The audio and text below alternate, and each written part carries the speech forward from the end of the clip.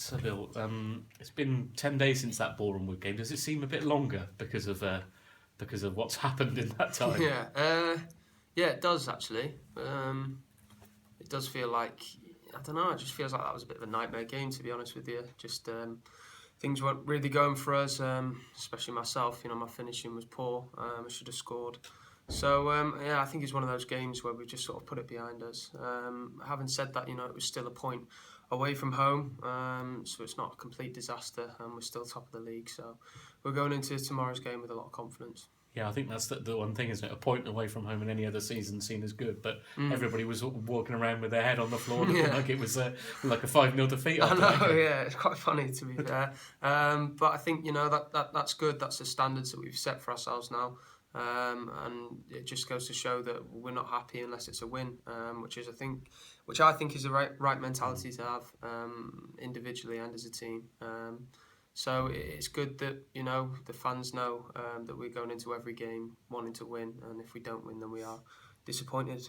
I wasn't going to bring up those chances, but as you already have, how does it feel like when you just have one of those days? Do you just put it down to that? Each one of those days. Yeah. Sometimes, sometimes it can be composure, and other times it can just be like you said, just a day.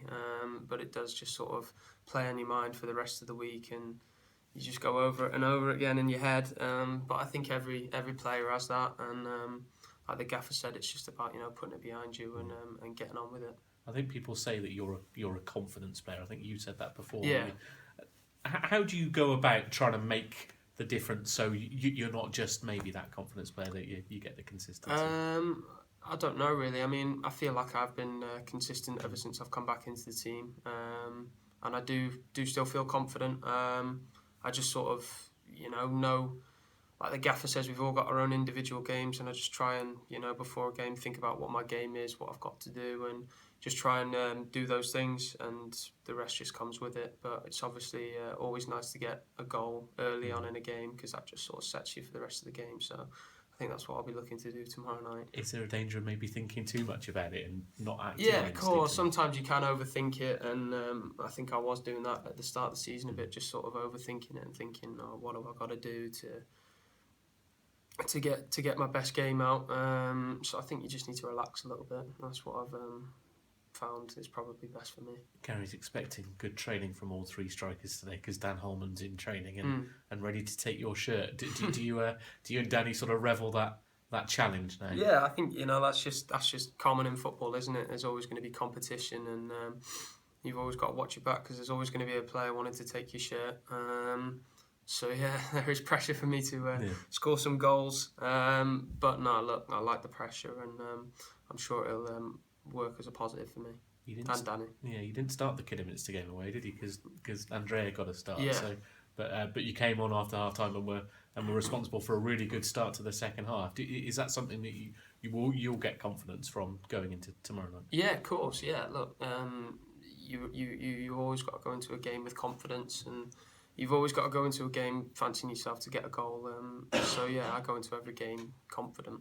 Yeah. You mentioned after that game that Cheltenham had proved that they were the best team in the league. And Forest Green are creeping up, but Grimsby have got a tricky looking game tomorrow night. So it's another chance to make a big statement tomorrow, isn't it? With a good performance and a good win. Yeah, of course. I think if I was in Forest Green shoes and I kept looking at results and kept seeing us winning, it would definitely dishearten me a little bit. And I think if we carry on doing that, then in the end they're just going to think, they're flying, we're not going to catch them.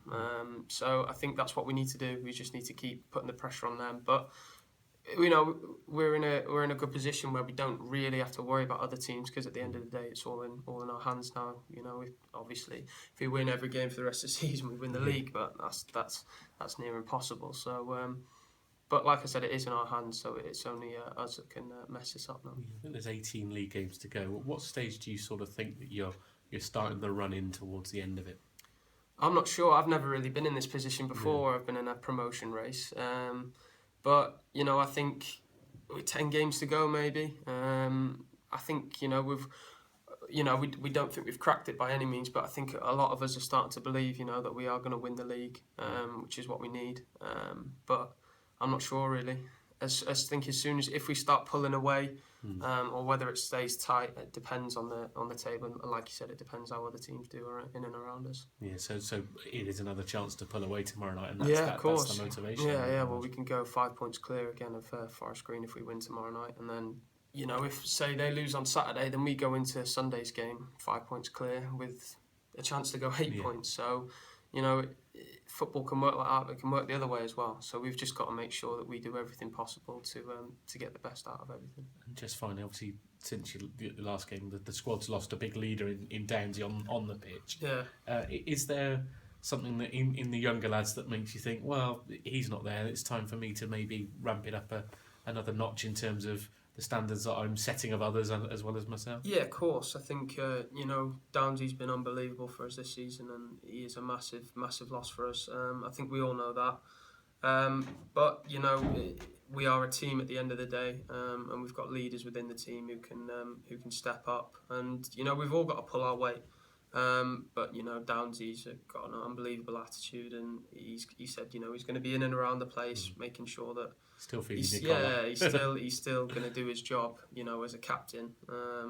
So I wish him a speedy recovery. But like I said, he's going to be still pivotal in getting us promoted. Is there a determination in the group to say, look, we'll make sure he's picking up a championship trophy at the end of the season? Yeah, of course. Yeah, I mean, I've seen hashtag do it for Downsy. Yeah.